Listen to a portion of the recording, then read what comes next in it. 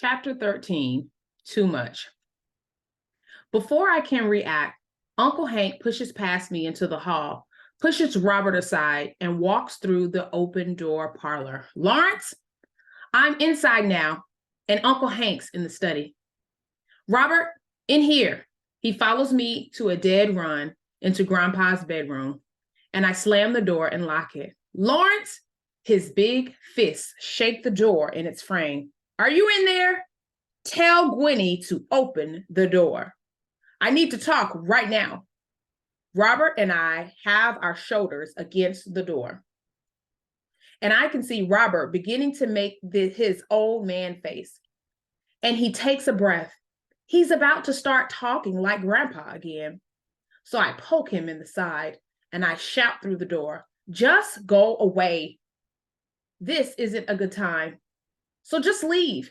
Because in the back of my mind, I think I can keep Uncle Hank out of all of this another day or so. There's already too much to deal with. Uncle Hank bangs the door again. I want to see him. And who's that kid in there with you? That's your boyfriend or something? What's going on around here, Gwenny?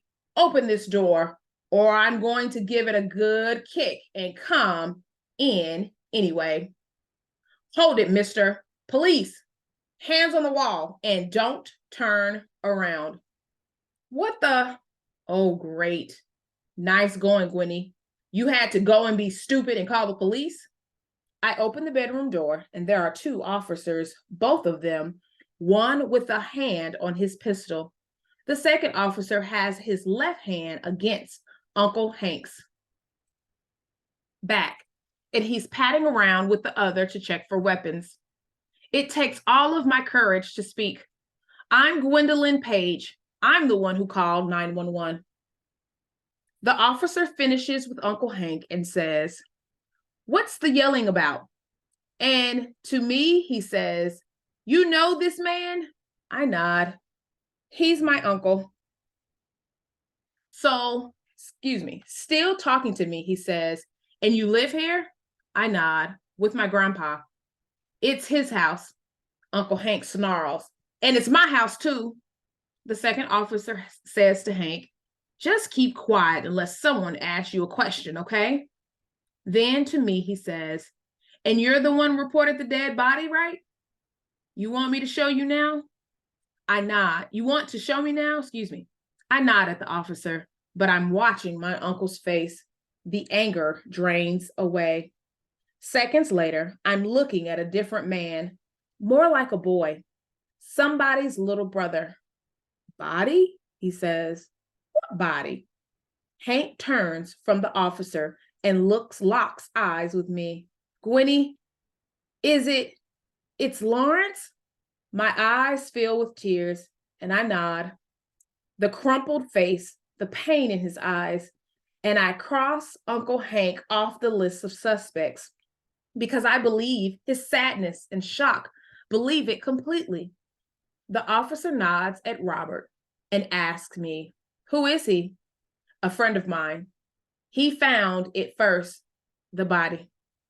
Uncle Hank moves to the couch and slumps into the cushions, face in his hands. "Okay then," the officer says, "why don't you two lead the way?" The next 90 minutes feel like a dream. After Robert and I show the policeman the freezer, he calls for an evidence team.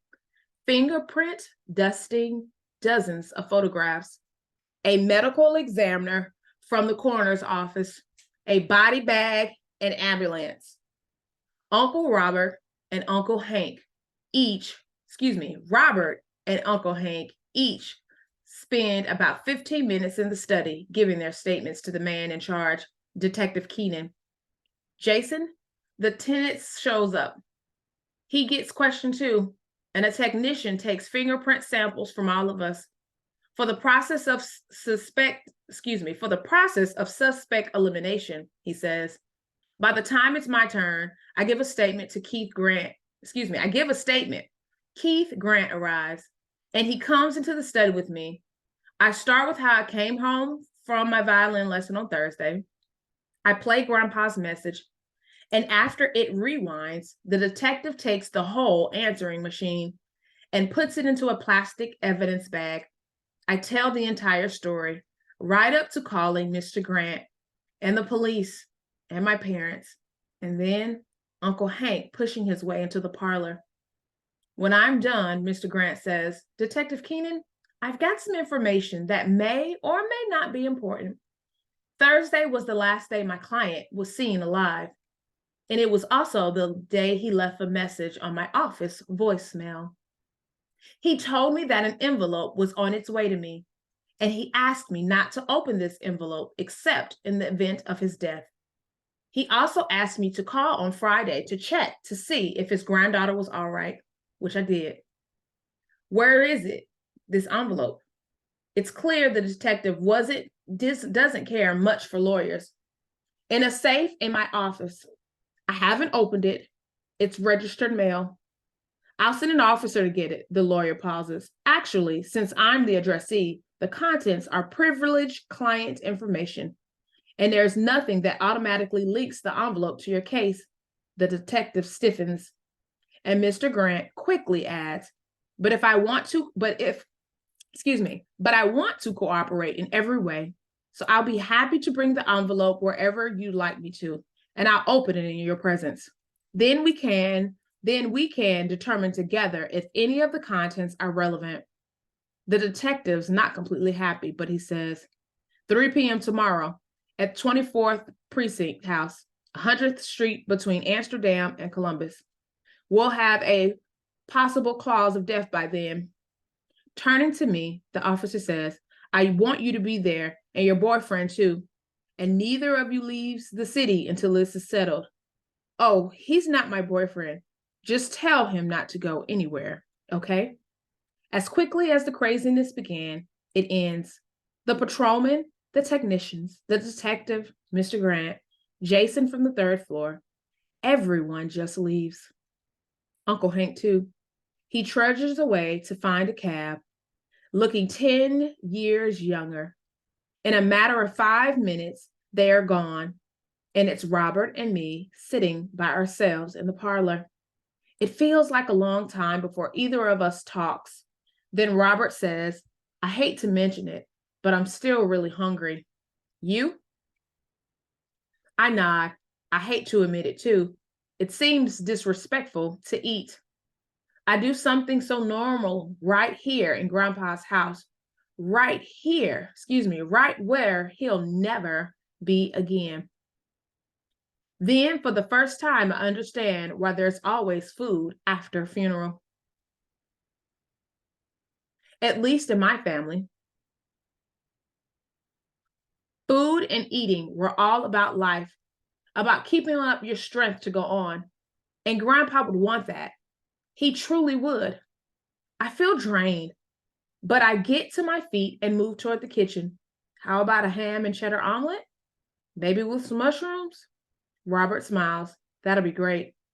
I turn the corner and bend down to get the frying pan from the cabinet below the cooktop. And I hear, if you don't mind, I'd like an omelet as well. And some toast with jam. Sounds quite delicious. It's an almost perfect British accent. And I know Robert means well, trying to lighten things up, but I'm not in the mood. So I say, please, no joking, not now. Awful sorry though. I must say that merely requesting substance can hardly be construed as humor. The idiot still being British. So I put my head around the corner. I'm serious, Robert, not now. Then I see his face. It's chalky white, and Robert's eyes are wide, locked, staring at the space in front of the fireplace. So I look there too, and there it is, just like at the Nike store. It's the Shadow Man.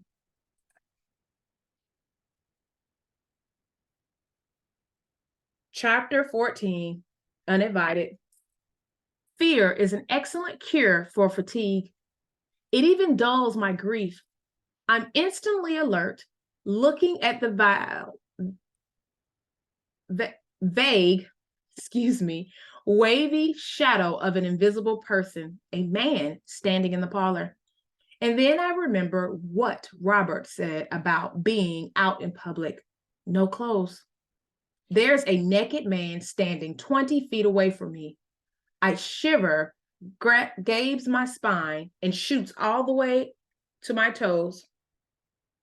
I know I have legs and arms, but I can't seem to move them. I'm paralyzed. Robert's not much better. At least he can talk, and he can talk too, and he can think too, because he begins looking wildly around the room and says, "What's going on? Who's that talking?" He's pretending he doesn't know what's happening. And I don't really understand why. The man chuckles. "Nice try, my good fellow. But you see, I heard you talking to the young lady on the subway this afternoon. It's Gwen. And I assume that's short for Gwendolyn, right? You were telling Gwendolyn about your experiences 2 years ago, so please don't pretend to be confused." Robert adjusts instantly. His face is still pale, but in a controversial tone, he says, "How come you followed us?" "Curiosity at first. I could tell you saw me, which is nothing new. A person in my condition becomes sensitized to being noticed. This is the best, a limited form of invisibility, and people are always catching glimpses of me." "And how about dogs?" says Robert. And I can tell he's pulled that question from his own experience, his own time in the same condition. And it strikes me that my two guests, one invited and the other not, have a link, a strange bond that I can only imagine, but I'm learning fast. The man laughs, and even his laughter has a British tone to it. I have had to nearly throw myself in front of a speeding taxicabs in order to avoid the teeth and claws of the city's canine residents. I have never seen any ill-mannered four-footed creatures in my life. And frankly, two-footed New Yorkers are not much better. But getting back to your question, Robert, I followed you here because you not only saw something, me, but you reacted in a way no one has ever before. You seemed to know what you were seeing. And when you began to practically run away, I knew I'd best investigate. I managed to catch up just as you got to Columbus Circle. I didn't even get to hear everything you said to Gwendolyn on the train. Too many people about. And I had to keep retreating so as not to be trampled. But I heard enough to know that you and I should talk. So why don't we all sit at the table together? I often cook for myself, and I often nibble at some of the finest restaurants and delicacies in the world, but a simple meal cooked to order is a luxury I've been craving for almost 3 years. Gwendolyn, are you planning to step over here and knock me senseless with that skillet, or may I prevail upon you to continue with your previously announced dinner preparations? The direct address wakes me up. I look down and I'm still holding the frying pan. "No, I'll cook. Omelets. I'm ready." "Excellent." As I dig around for ingredients in the refrigerator, the man says, "So tell me about your experience, Robert, and please leave nothing out. I'm certain I'll know if you're trying to hold anything back." It's the tone in his voice, something unpleasant, almost threatening. I'm cracking eggs into a bowl, and from my position at the stovetop, I can see Robert on the couch, facing the fireplace. He gets his wonderful, simple look on his face and says, "Why would I hold anything back? Besides, there's not that much to tell. I woke up one morning at my house in Chicago and I was invisible, and was that way for almost a month. I stayed at home with my parents and I kept it a secret. And then one morning I woke up and I was back. I had some fun. I missed a lot of school and I learned more about what I want in life because that time changed the way I looked at myself and other people. But that's about it." So Robert's holding back. telling as little as possible. I don't blame him. The man makes a clucking sound, and I can imagine him shaking his head. No, no, no. That's far too simplified. I want details, young man. All the details. After a month in the shadow world, you went to bed invisible one night, and then you woke up normal again? Is that what you're saying? Robert nods his head. That's what happened. Was it different for you? I mean, like at the start. And who are you? Call me William, please. I was employed as rather undistinguished assistant professor of English literature at the university, some distance north of here.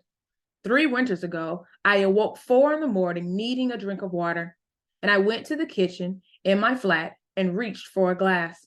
And no hand, no hand, no arm, nothing, invisible beneath my pajamas. I had been divorced for 2 years, living on my own, writing literacy criticism when not teaching.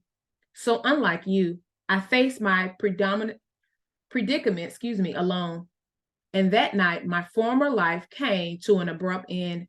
I simply disappeared, which I must say I found quite invigorating. Rather like being reborn. No debts, no more whining for my ex-wife, no more alimony or child support payments. Quite delightful. He chuckles and he adds, I even got to settle a few old scores at the university before I left. Warning bells go off in my head because I've never liked the kind of person who holds a grudge. And again, I feel a dark undercurrent, something almost cruel, something dangerous. Robert has to be feeling the way I do, but he's nodding, playing along. He says, but now you want to get back to normal again? The man pauses, considering Robert's statement. I would at least like the option. I'd like to know how this happened, which is why you, young man, are such intense interest to me. You see, being in this state has enabled me to develop a way to make quite a lot of money. However, at some point, it would be good to become my former self so I can spend that money in a more conventional ways than I'm currently able to. It does no little good to me stinking rich if one can't purchase a villa in a sunny climate and then live at that villa without alarming the local population.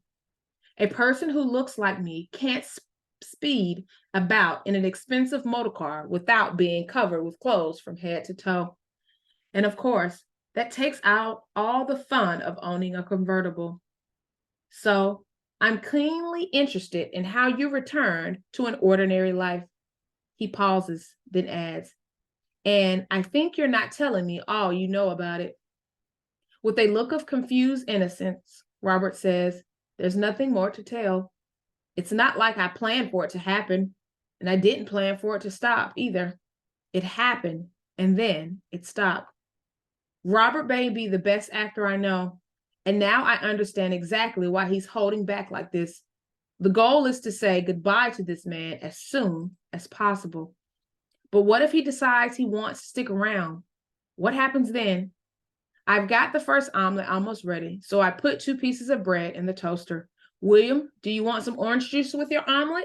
Or milk? Or coffee? And what do you want on the toast?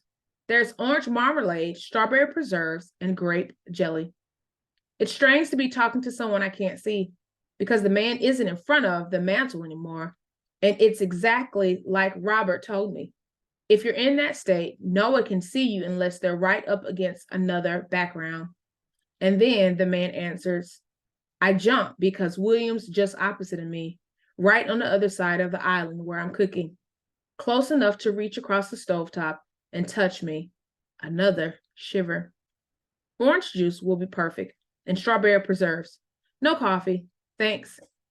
And you do not have to shout in my direction, Gwendolyn. I am presently invisible, but my hearing is unimpaired. And the smile in the man's voice tells me that he enjoyed seeing me jump.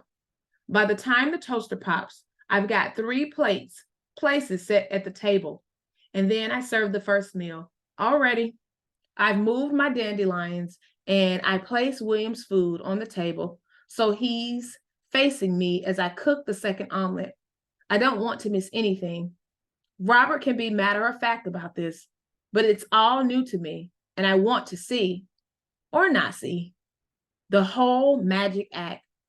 And then I want this man to leave. I have to admit that mealtime is quite a show. The knife floats, slices of a tab of butter, and then spreads it onto the toast. The salt and pepper rise into the air and takes turns shaking above the omelet. The juice glass goes up, tips, and the liquid seems to spill into midair and disappear. The fork is almost in constant motion, cutting, sparing, flying back and forth between plate and mouth. And I'm overcooking the second omelet. Robert's at the table now. And between mouthfuls, the man keeps talking. I wish he'd talk with his mouth open so I can see the food floating there before he swallows. But he has proper English table manners. As I followed you here, I was hoping I'd walk indoors behind you so we'd have a quiet moment to begin our conversation. Then I saw the large man, Henry Carlton Page, as I recall the name, who began pounding on the door. You two made such a dash that I couldn't slip into the house with you, and I had to stay outside for most of the afternoon. I don't think it wise to ring the bell. Robert says, weren't you freezing? It was not pleasant, but unless it's bitterly cold, I have trained myself to ignore bodily discomfort. Then the police arrived and opened the doors, and I've been admiring your home ever since, Gwendolyn. And I must say, this is quite ripping little drama you've got going here. After my initial tour of the premises, I took my residency in the library, since that seemed to be the police command center, and I listened to all the statements taken by that dreadful chief inspector. And I shall be quite interested to see what he makes of the case. And of course, Gwendolyn, I'm truly sorry about the loss of your grandfather. He has a kindly face. The police were very respectful of him, which is more than they've ever been to me. It was fascinating to watch them do their work. Real life is far more interesting than television, don't you think? After a sip of orange juice, the glass hangs in midair, and he says, I just adore nosing about in other people's business, don't you? In fact, I often think I should start my own private detective agency, because sometimes I'll choose a person who's walking down the street, someone who looks interesting to me, and I'll follow along for days and days. Home, office, gym, restaurants, even business trips, and even those quiet evenings with friends and family. It's fascinating to learn so much about another human being, all those little secrets, of course. I snoop mostly because it's amusing, just because I can. But I'm certain I would be paid handsomely for the information I could discover. But it's not a job for the faint at heart. I've had some rather close calls as an amateur, so it's probably just as well that I found other work. Robert's omelet is served, and as I pour out the egg mixture to start cooking mine, I notice my hands are shaky. But I'm curious, and I say, so what is the other work? It's a casual question, but right away I feel like I shouldn't have asked. The juice glass descends, then a napkin lifts slowly off the table, dabs the air, and returns to its place. And his voice says, I'd rather not get into that, but I can tell you that it's an endeavor that has a kinship with the grand old English tradition of Robin Hood. I flip my omelet, and even though the man scares me, I'm still curious. So I ask another question. Do you just sleep in stores? Like somewhere it's warm? Do you mean, am I a homeless person? No, I rent a comfortable flat north of 14th Street, situated above what used to be a meat cutting plant. It's a one-floor walk-up, and I have my own door at street level with an electric entry pad, which saves me the trouble of keeping track of a key. I come and go whenever I wish. And my neighbors do not seem to notice or care when the door opens and closes at odd hours. New York is a lot like London in that way. Everyone basically minding his own business. I have groceries delivered to my entryway once a week. I did have a break-in last September, but the burglar took an unfortunate tumble down my stairs. I waited until he had a television in his arms. Poor lad, thought no one was home. And as he lay at the bottom of the stairs with a broken ankle, sharp things like forks and pencils began to mysteriously float through the air and then suddenly jabbed his arms and legs. Quite a lot of howling. The fellow finally managed to flee with relatively minor injuries, but I'm certain that neither he nor any of his colleagues will ever be back. He had a frightening experience. I'm having the same experience right now. I flinch as the last of William's omelet disappears, followed by the final bites of toast. And I can imagine the flexing of his jaw muscles as he's chewing, imagining him reaching up with a long fingernail to pick a scab of food from his teeth. There's a smirky sneer on his face. I don't have to see it to know it's there. Maybe he was a decent person back in his former life, but not anymore. And I don't want him in my home or in my life or anywhere near me. Compared to this man, my Uncle Hank is a teddy bear. Yes, Uncle Hank's been a bully, but William, if that's even his name, William is doing stuff that's really nasty, and he's doing it on purpose. And he's smirking because he knows he can get away with anything he wants to. And if I could, I'd push him out the door right now, this instant. I'm at the table now, and I take a drink of orange juice that tastes sour. Everything seems to have turned sour and surreal. Something wrong, Gwen? There's a mock, caring tone in William's voice. I shake my head and turn my attention to my plate, angry that I let my thoughts show on my face.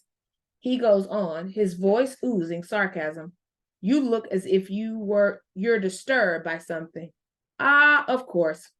Your grandfather. Poor dear. How insensitive of me. And here I am intruding on your grief, even making you cook for me. I should be ashamed of myself. I really should. I'm afraid I haven't made a very good first impression. His chair scoots back from the table, and Robert gets to his feet as well. I must be going now. Robert, if you'll escort me to the door, that would be grand. And when I'm standing on the front steps, we shall shake hands like gentlemen, and that way you'll know for certain that I'm outside. And that way you'll both sleep better tonight, knowing that I'm actually gone, or at least actually outside. Again, the smirk. His voice has moved across the parlor, and the hallway door open. Robert follows, and then the street door opens. And watching from beside the table, I see Robert put out his hand, and there's a shake. And then Robert's inside again, fast, shutting both doors. I put the bar in place. I say, but Robert's ahead of me, already fitting the bottom of the brace rod into the first socket. He walks back to the table and sits across from me. That is one creepy guy. I nod, then shiver. He's awful. And I'm sorry I doubted what you told me earlier, but until it's right there, it's just too unbelievable. Because this afternoon on the subway, when I dropped Robert's story into the same bucket of Belinda's alien adventures, I couldn't see how this invisible stuff would ever affect my own little story. And now William has changed that. My story has been picking up a lot of passengers recently, too many. I say it again. I'm so sorry I doubted you. Robert waves my apology aside. But now, what do I do? He asks. Because no way I'm going to tell this guy how to reverse the process. He shouldn't have that information. He's a crook. You heard him. He's Robin Hood. That means he steals from the rich, which has to be why he likes it here in New York. Except I bet he doesn't give a cent to the poor or anyone else. But I've already figured that out. I stare at Robert. What do you mean? Figured what out? It was in yesterday's newspaper. There's a big story in the Times about more than a dozen unsolved robberies.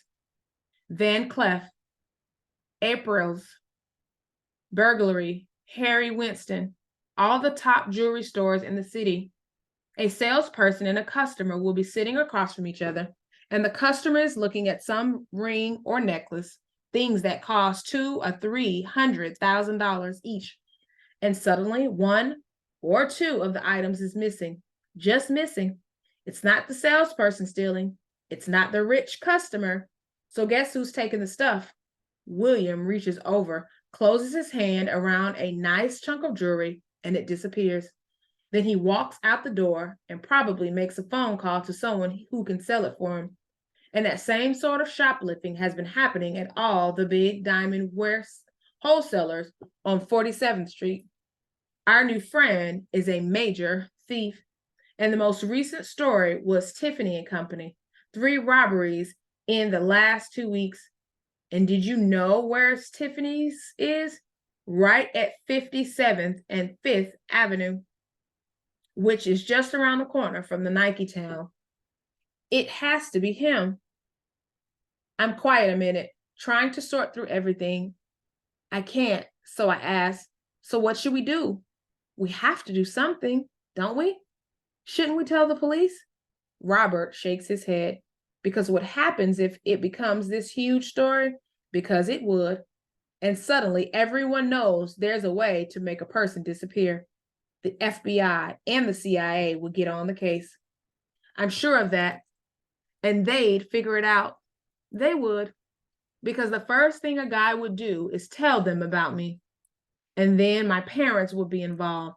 And then Alicia and her parents. Because this process is dangerous technology, especially if it gets into the wrong hands. And it would all come out. It would all come out. His thoughts trail off and he looks tired and confused. I look at my watch and it's almost 7:30. It feels more like 3 a.m. I'm beyond tired, beyond drained, beyond exhausted. I'd like to go to bed or at least take a nap. Then I think about my bedroom. I'm not a superstitious person, but I don't want to go upstairs to my bedroom. Downstairs is where Grandpa was.